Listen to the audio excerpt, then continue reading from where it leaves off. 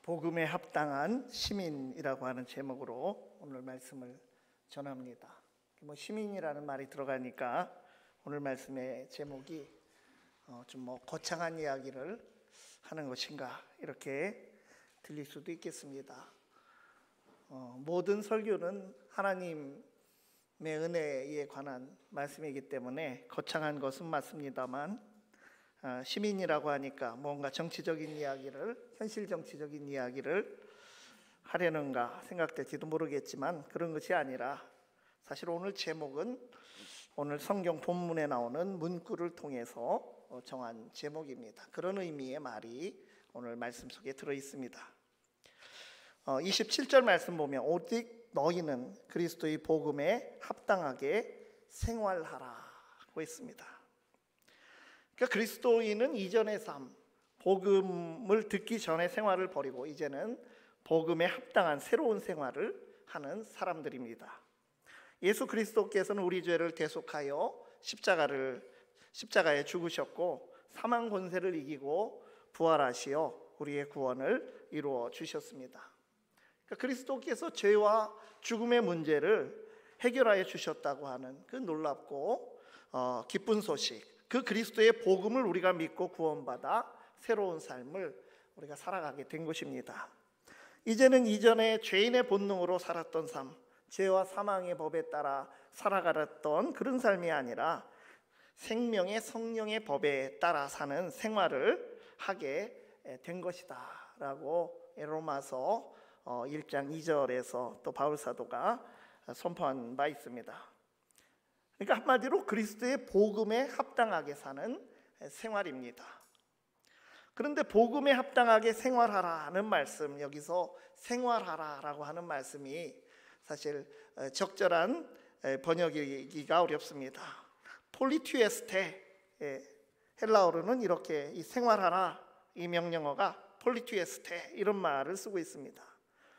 생활하라 하면 어떤 생각이 드십니까? 단순히 우리가 일상생활을 잘하라, 그냥 삶을 살아가라, 이런 일반적인 뜻으로 생각이 될 수 있는데 그런 뜻이 아닙니다.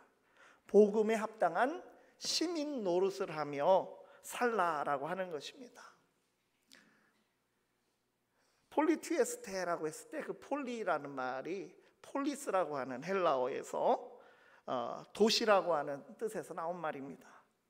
우리가 사용하는 개역개정판 성경에는 그냥 생활하라 번역했지만 사실은 폴리스에 맞게 생활해라, 즉 도시의 시민답게 생활하라는 말씀이 사실 그 단어 속에 들어있는 것입니다.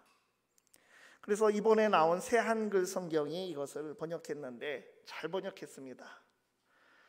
다만 그리스도의 복음에 어울리는 시민으로 살아가십시오.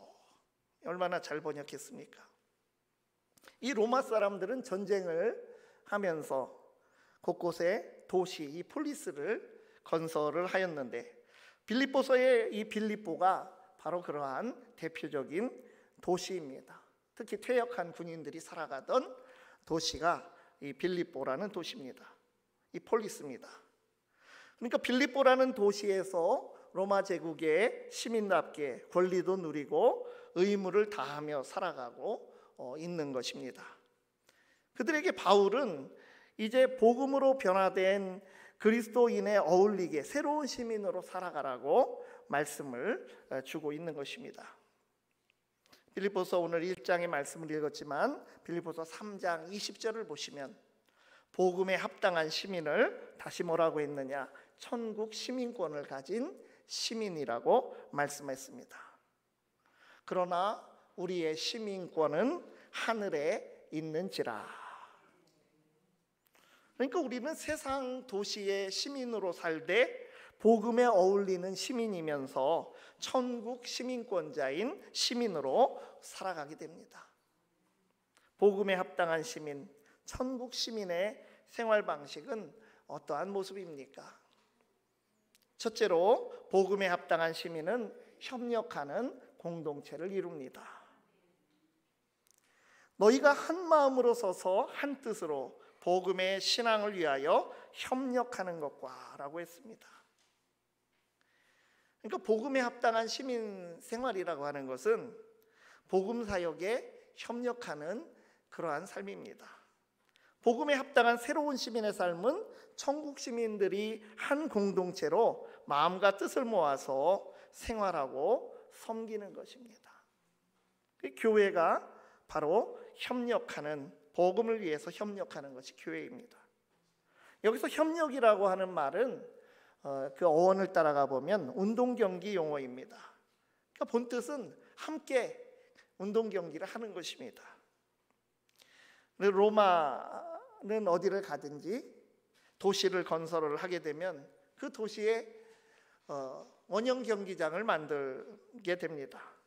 그래서 원형 극장도 만들고 또 원형 경기장을 콜로세움 같은 오늘날의 스타디움들과 아주 유사한 그 원형이 되는 그런 경기장을 만들고 공연장을 만들어서 이제 그 원형 경기장에서 격투기나 육상 같은 그런 운동 경기를 즐겼습니다. 그래서 이 협력이라고 하는 말이 헬라어로 우리가 다 기억할 필요는 없지만 슈나틀레인이라는 말을 썼습니다. 함께 경기한다. 함께 같은 동작으로 하는 집단 수영을 뭐라 부르죠? 싱크로나이즈드 스위밍이라고 말을 하죠. 크로노스는 시간이고 신이라는 말이 들어가면 동시에 한다. 이런 같은 시간에 움직이는 것이죠. 두 사람이든 여러 명이든. 여러분 싱크로라는 말이 있죠. 요즘에 핸드폰의 것과 컴퓨터의 것과 또 웹하드에 있는 것들이 서로 싱크로가 되도록 서로 동기화라고 하는 말을 사용을 하는데 그 씬입니다. 그런데 육상이 아틀레틱이죠. 그러니까 시나틀레인이라는 것은 함께 육상 경기를 하다 이런 정도의 뜻을 가지고 있는 것입니다. 그러니까 협력은 함께 경기를 하는 것입니다. 한 마음으로 서서 한 뜻으로 마음과 정신을 일치시켜서 함께 경기하듯이 그 승리를 위해서 함께 나아가는 것. 마치 미식축구나 럭비를 할 때 스크럼을 짜고 한 덩어리가 되어서 상대방을 팀으로 함께 대항하며 경기하는 모습을 우리가 생각하면 되는 것입니다. 그러니까 같이 스크럼을 짜고 나아가는데 힘을 주어서 같이 밀어야 할 때 한 사람이 그 중에 한 명이라도 주저하고 뒷걸음질 친다면 전체 경기에 지장을 줄 수밖에 없는 것입니다. 협력이라고 하는 것은 바로 그런 모습을 우리가 생각하면 됩니다. 복음에 합당한 시민의 생활 방식은 하나의 치열한 경기와도 같습니다. 세상에서 홀로 떨어져서 영적 싸움을 하기에는 이 세상의 악이 너무나 강하다는 것입니다. 우리가 교회라는 공동체를 이루어서 함께 훈련받고 함께 나가서 함께 서서 물러서지 않고 함께 출발하여 승리의 시간까지 같이 복음에 귀한 것을 하나님 나라의 가치를 내 삶의 자리에서 또 세상에 우리가 있는 자리에서 구현하며 살아가야 하는 것입니다. 그것이 복음에 합당한 시민의 삶입니다. 그래서 복음에 합당한 시민의 삶을 살고 사명을 감당하는 데는 이 협력이라고 하는 것이 중요하고 교회가 아주 중요한 자리입니다. 그 반대로 그러나 분열하고 다툼이 있고 시기하고 자기 자랑에 빠지고 비방하고 멸시하고 차별하는 것은 복음의 원리와 일치하지 않고 천국 시민의 생활 방식이 아닌 것입니다. 그리스도의 복음이 사랑과 정의와 평화를 이루는 것처럼 천국 시민 공동체인 교회로 한 팀을 이룬 그리스도인들은 복음적인 것들을 어떻게든 드러내야 하는 것입니다. 사랑하고 정의롭고 평화롭게 살아가고 교제하고 사명을 감당해야 합니다. 교회는 천국 시민인 그리스도인들이 모여서 새로운 생활 방식으로 세상의 불의와 폭력과 그 죄악의 증상들과 경쟁하고 영적 싸움을 하는 하나의 팀을 이룬 공동체가 바로 교회입니다. 그리스도의 복음에 나타난 그리스도의 사랑과 희생과 섬김과 겸손을 통하여 세상의 세속적이고 이기적인 가치관 혹은 황금 만능주의 이런 것들과 대항해서 치열하게 싸워나가는 것이 기독 시민의 삶인 것입니다.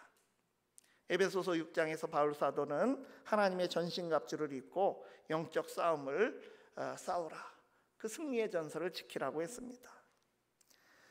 우리의 씨름은 혈과 육을 상대하는 것이 아니요 통치자들과 권세들과 이 어둠의 세상 주관자들과 하늘에 있는 악의 영들을 상대함이라.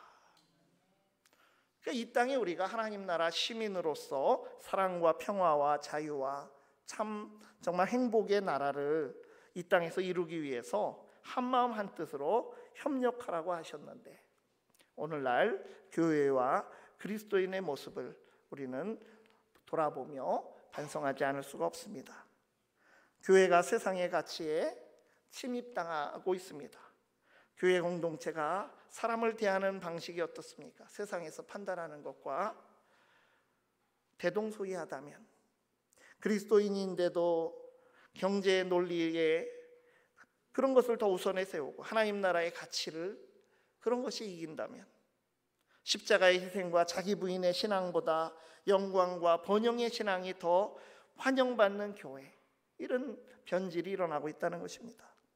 교회는 한 생명을 소중히 여기고 작은 자도 존귀하게 여김을 받고 남녀노소, 빈부 귀천이나 인종이나 외모와 관계없이 그리스도의 복음 앞에서 다 같은 하나님의 형상으로 지음받은 존재들로 여기고 존중하는 것이 바로 그리스도 교회 공동체입니다.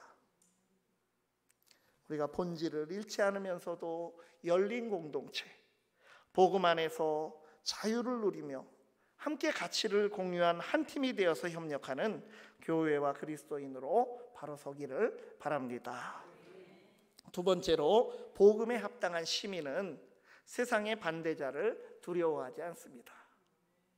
28절 말씀입니다. 무슨 일에든지 대적하는 자들 때문에 두려워하지 아니하는 이 일을 듣고자 함이라. 이것이 그들에게는 멸망의 증거요 너희에게는 구원의 증거니 이는 하나님께로부터 난 것이라. 그러니까 바울이 듣고자 하는 것은 빌립보 성도들이 반대자들을 마주해도 겁먹지 않고 두려워하지 않는다고 하는 그 소식입니다. 듣고자 함이라고 했습니다.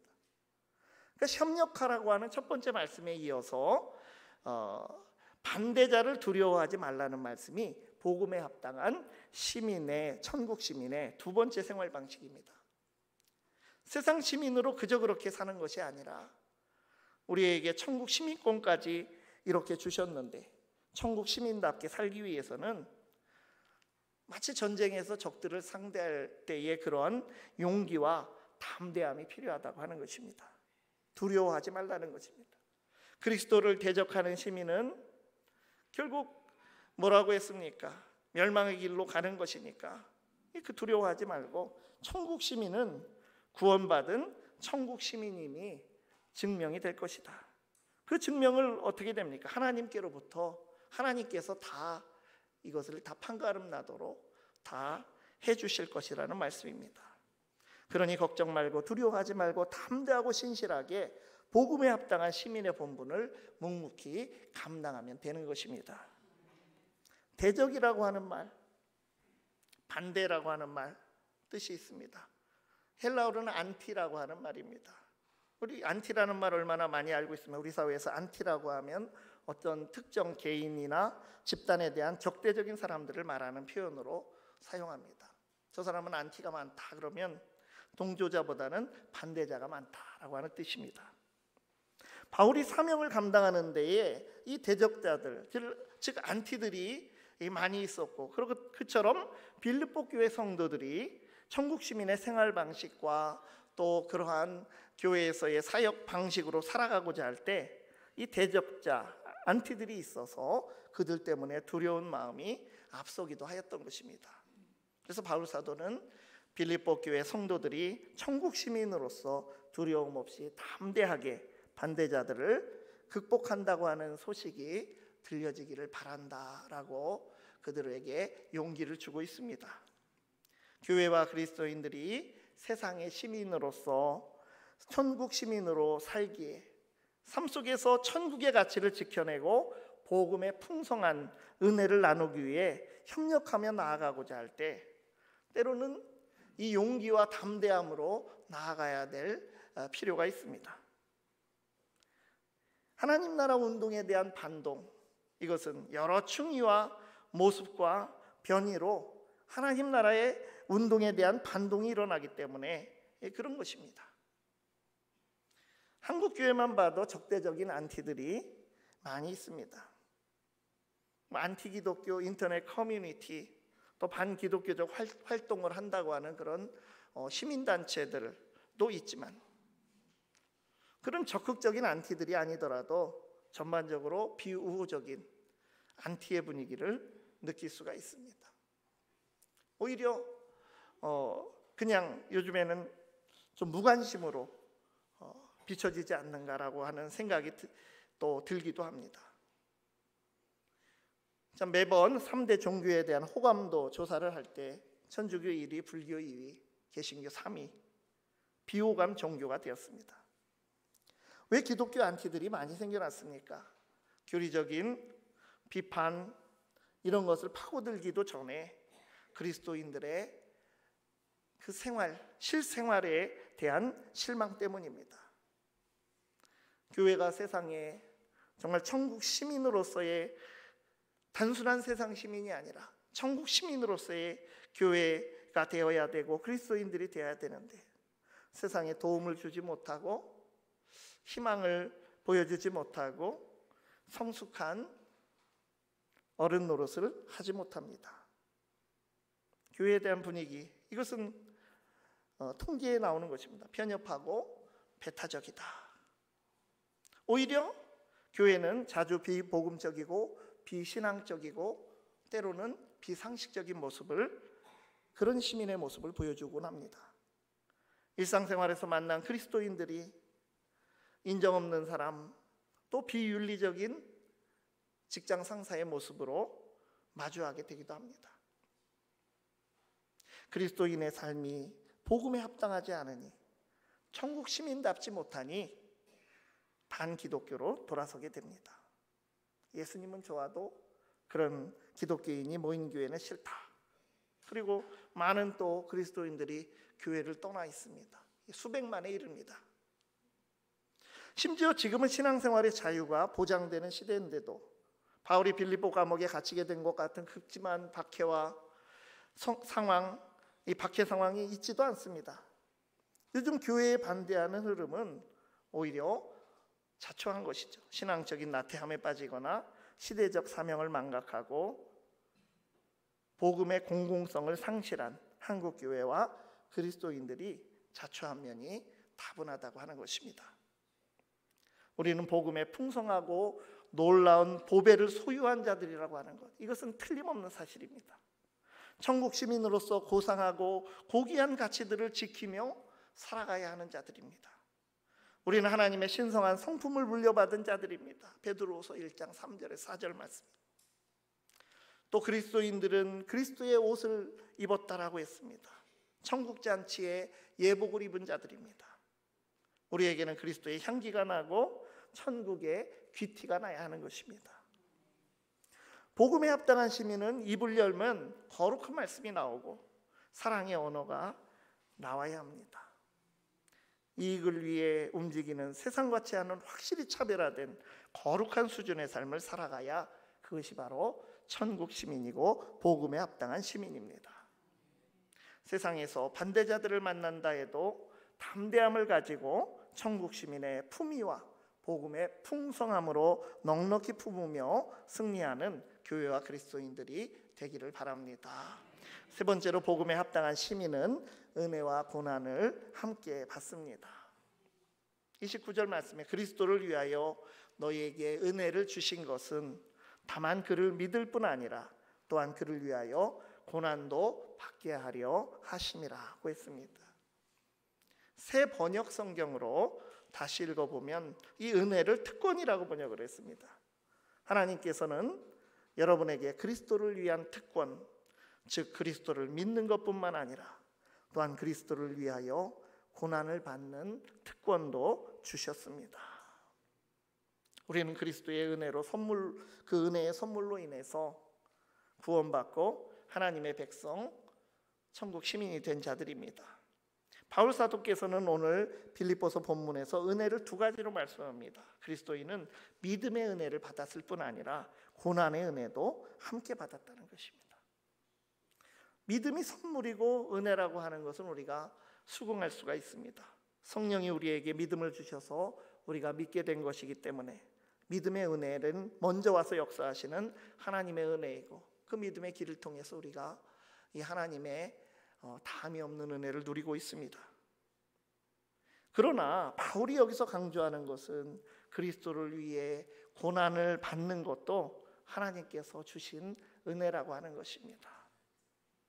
우리가 마음으로 수긍이 되십니까? 우리는 천국 시민권자라 하더라도 이 세상에서 살 때에 여전히 세력을 떨치는 사탄의 악과 고난에 노출되어 있습니다. 우리가 복음에 합당하게 살려고 하고 천국 시민답게 생활하려고 하고 하나님의 뜻을 따르며 그리스도의 주권에 순종해서 살려고 하고, 이렇게 하면 사탄과 악의 세력의 저항을 더 많이 실감하게 된다는 것입니다. 아무 생각 없이 산다면 그런 것도 모르는 것입니다. 그렇기에 우리가 예수 그리스도를 믿고 천국 백성이 되도록 하신 하나님의 은혜에는, 이거는 구조적으로 그리스도를 위한 고난이 그 안에 함께 포장되어 있는 것입니다. 바울도 빌립보 교인들도 그랬고, 우리 각 사람도 구체적인 상황은 다르시더라도 고난이 비껴가지 않습니다. 30절 말씀에 너희에게도 그와 같은 싸움이 있으니, 너희에게도 그와 같은 싸움이 있으니 너희가 내 안에서 본 바요 내 안에서도 본 바요 이제도 내 안에서 듣는 바니라. 이 바울의 고난과 빌립보 교회의 고난은 근본적으로 동일한 것, 같은 종류의 것이라고 했습니다. 바울은 이전에도 수없이 고난을 경험했고 지금도 바울은 고난을 겪고 있고, 빌립보 성도들은 이 바울의 고난을 보고 들었습니다. 그래서 이 말씀에 그렇게 되어 있는, 이전에도 본 바가 있고 이제도 듣는 바가 있다 했습니다. 본 바, 즉 전에 목격한 것이란 빌립보 교회를 처음에 세울 때 얘기입니다. 바울이 당했던 고난, 바울이 복음을 전하다가 옷을 찢기고 매를 맞은 후 감옥에 갇히는 이 난리를 겪는 과정을 통해서 빌립보 교회는 세워졌습니다. 이제도 듣는 바가 있다, 즉 지금도 그들은 바울의 고난의 소문을 듣고 알고 있습니다. 바울은 죄수의 몸이 되어서 배가 난파하는 일을 겪으면서 로마까지 가까스로 호송이 되어서 이제 로마에서 가택연금 상태로 갇혀있는 고난 중에 있습니다. 그럼에도 바울은 담대합니다. 복음에 합당하게 당하는 고난이, 이것이 바로 하나님의 은혜임을 알기 때문입니다. 바른 길을 가고 있다는 증거이기 때문입니다. 우리 각자에게도 참 고난이 있습니다. 천국에 속한 시민으로 세상에서 살아도 살펴보면 어려움과 고난이 다 있습니다. 왜 믿는 자에게 고난을 주십니까? 우리가 물을 수 있습니다. 그런데 고난도 은혜의 선물이다라고 바울은 고백하고 또 그렇게 우리에게 권면해 주고 있습니다. 천국 시민으로 살고 복음에 합당하게 사는 시민은 세상같이 거센 바람에 역행하고 세상의 거대한 비복음적 흐름에 역류해야 그 목적지를 향해서 갈 수 있기 때문에 구조적으로 고난의 저항이 우리에게 여기저기서 더 크게 느껴질 수밖에 없습니다. 로마서 5장에서 고백한 바울의 선언의 귀를 기울입니다. 다만 이뿐 아니라 우리가 환난 중에도 즐거워하나니 이는 환난은 인내를, 인내는 연단을, 연단은 소망을 이루는 줄 알미로다. 환난 당할 때 그 고난이 어렵고 힘들어도 연단이 되고 소망에 가까워짐을 알기에 그리스도인은 담대할 수 있고 심지어 즐거워할 수 있습니다. 다시 오늘 본문 28절 하반절을 보아도 이것이 그들에게는 멸망의 증거요 너희에게는 구원의 증거니 이는 하나님께로부터 난 것이라. 우리가 고난을 실감하면 할수록 그것은 사탄의 저항이 크고 우리가 바른 길을 가고 있다는 구원의 증거입니다. 하나님께서 하시는 일, 하나님의 그 깊은 섭리와 넓은 경륜, 어느 지점에 우리가 분명하게 서 있다는 사실을 고난의 은혜를 통해 우리는 더욱 확신하게 됩니다. 그리스도의 복음에 합당한 시민의 생활, 세 가지 말씀을 오늘 마음에 새깁니다. 교회 공동체적으로는 협력하여 치열하게 천국 시민의 가치를 붙들며 나아가고, 세상을 향해서는 이 복음의 넉넉하고 풍성함으로 용기 있게 반대자들을 감화시키고, 개인의 삶 속에서는 고난이 은혜임을 믿으며 고백하며 더욱 확신 가운데 든든히 서 있는 천국 시민으로, 복음에 합당한 시민으로 살아가기를 간절히 바랍니다. 기도하시겠습니다. 하나님, 한마음 한뜻으로 협력하여 천국 시민의 공동체를 세워가게 하여 주시옵소서. 하나님께 인정받음으로써 세상에서도 존중받는 교회가 되게 하시고, 우리의 비복음적인 모습으로 인해 반기독교적인 이들을 마주쳐도 복음의 가치와 풍성함을 잃지 않고 담대하게 하여 주시옵소서. 고난을 은혜로 믿으며 이기게 하시고 신실하신 주님을 더욱 의지하게 하여 주시옵소서. 예수님 이름으로 기도드리옵나이다. 아멘. 찬송